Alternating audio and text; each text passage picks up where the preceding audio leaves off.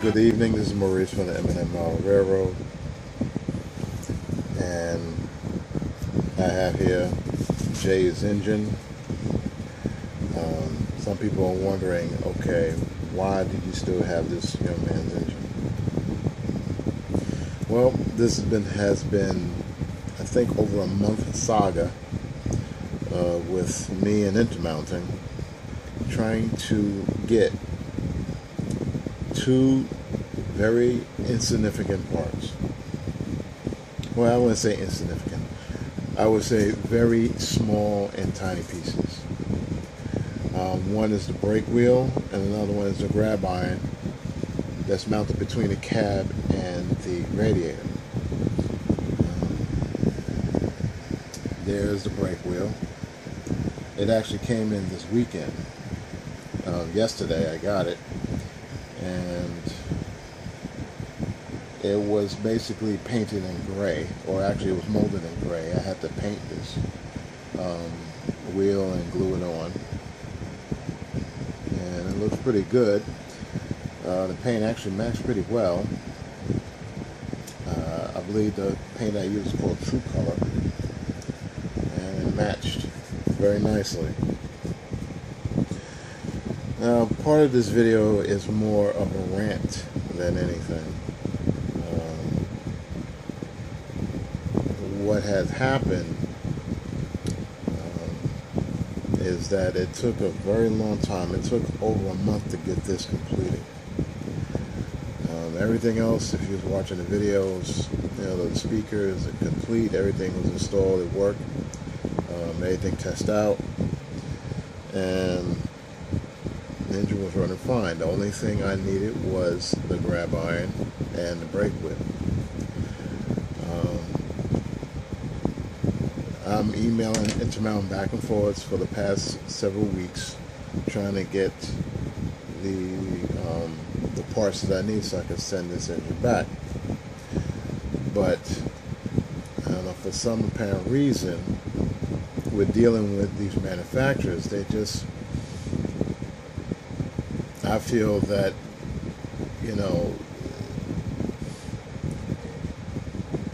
I'll put it to you this way: you pay good monies for these models, and if something goes wrong, it takes them a very long time to respond. Now, I dealt with Intermountain before. I dealt with the issues that they, again, the same issues, and it took basically a month to get a part. I had purchased a engine before, and there was parts missing, or one part was just missing. But it took basically hounding them to try to make sure they don't forget you, and they finally send the part out. Now, the good thing is that they do send a part out for free, depending on what the part is. If it's some major part, I assume you have to pay for it if you accidentally broke it. If it's something that's defective, they will actually replace it for free. In this case, the part was actually, I won't say broken, but it went missing. And, I assumed that they were very busy, because the gentleman that I was in contact with mentioned that, my situation is in some sort of queue, which means that they have a ticketing system. Whatever calls they get in, for whether email or phone calls, they had to place a ticket, and it has to be basically dealt in a certain order. Now, saying that, just to send out a part shouldn't take that long. I understand that people are busy. At my job, I'm very busy also, and I'm under a ticketing system or a queue system as well. And working for the organization I work for, I have to depend on many other people to do a simple task. I'm not sure what the situation is with these vendors when it comes to how busy they are or how many employees they have actually servicing these units. MTH is another story. MTH left a bad taste in my mouth recently. Right now, going on 2 months, I had sent out a request through MTH website, a parts request. Now, I don't mind paying for the parts. One of the parts I lost, still trying to figure out how I did that, but I lost the part. And the decoder wasn't working right. I sent it out over 2 months ago. I haven't heard one peep from MTH. Not one thing. And I think that's terrible. And the engine in question was the big boy.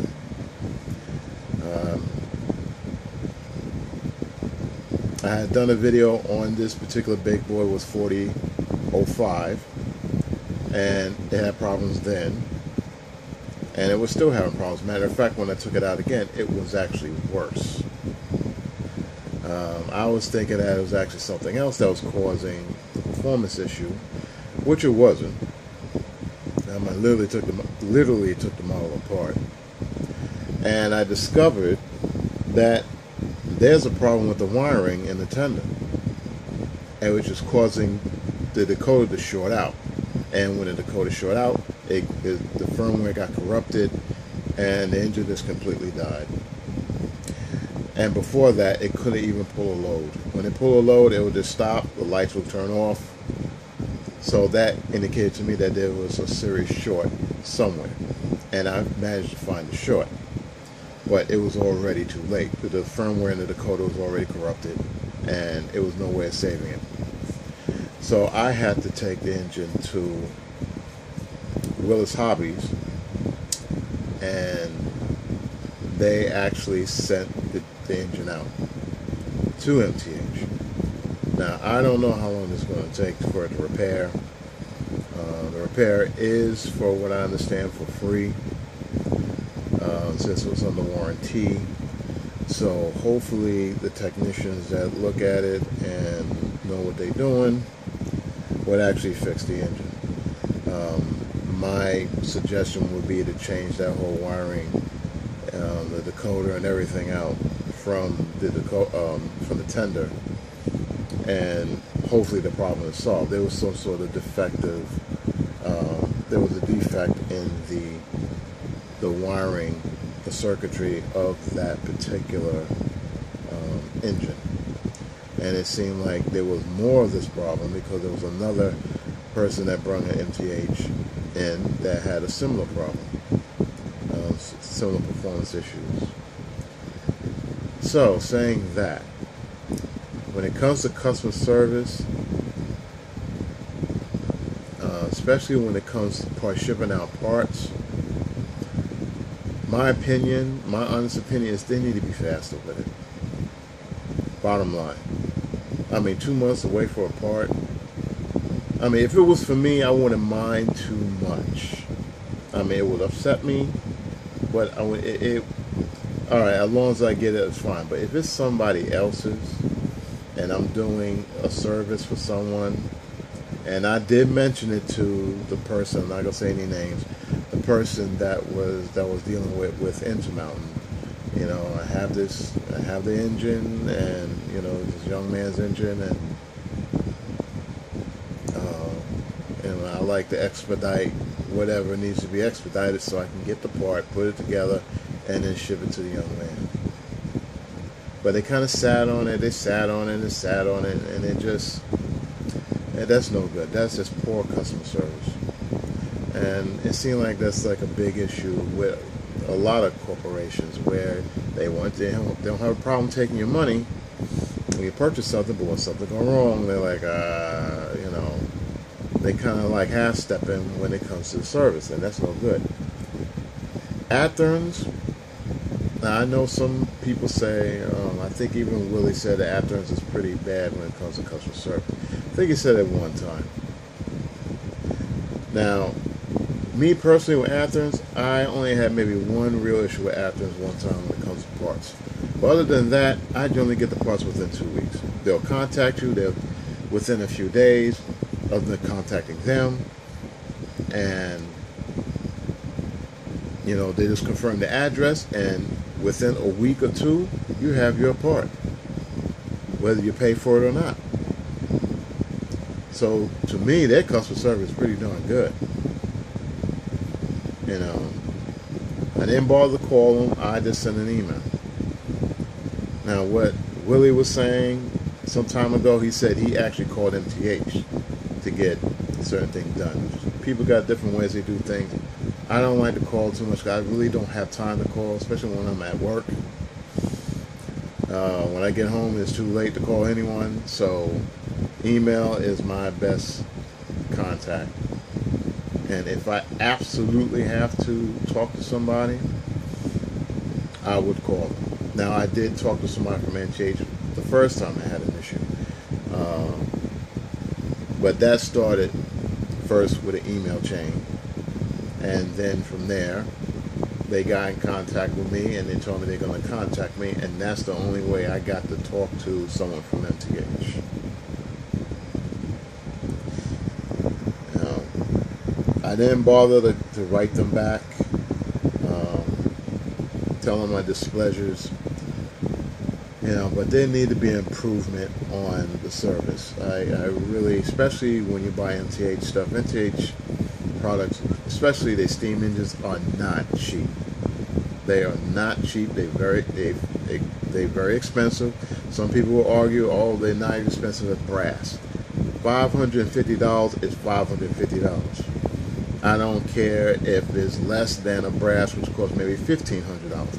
A brass, I think you got to be crazy to pay for brass, but a brass, you don't get the coaters and all this kind of stuff in the engine. You have to do that yourself, and you got to do all kind of installations, insulating the engine and all this kind of yada yada yada. Whereas this one, you get it right out of the box, and you put it on the track, you do whatever you need to do, and it runs. If they put it together correctly. So, that is my rant. And I'm going to pack this thing up, and I'm going to send it back to Jay, and I hope you enjoy it. Oh, by the way, Jay, I did set the horn so that the bell doesn't come on. You can't you can't change the bell sound, because I know you wanted you didn't want an electronic bell. You only can do that if you had the lock sound, what is it, the 4.0. 4.0, you can actually change whatever sound you want. In this one, it doesn't have much of that option where you can actually change the physical sound, as far as I know. I did some research, I tried to look it up, and you really can't do it with the selects. You can do it with the version 4s, but not the selects. So, saying that, matter of fact, let's test it out. Turn it on. Now, I also mentioned before, you're still going to get a bit of shimming at certain frequencies when it comes to the sound. And again, that is because of the radiator in the back. You know, since you had dropped it and the engine been taken apart quite a few times, that radiator piece kind of got loose. Now, I didn't want to mess around with it too much and made it worse, so I just left it the way it is. Okay. Oh, I forgot to turn this. One thing about this setting on this particular select is that when you hit the go button on the lock sound programmer, it's something like the Tsunamis, where it automatically turns the engine on, or the engine just starts up. Now I try to figure out why he's doing that. I don't know if Jay, if you still wanted to do that. I fiddled around with it. I was looking at the CVs. I really can't find anything to prevent it from doing that. But you haven't complained about it, so I guess it's not a big issue. Okay, now it's up again. I hit the horn.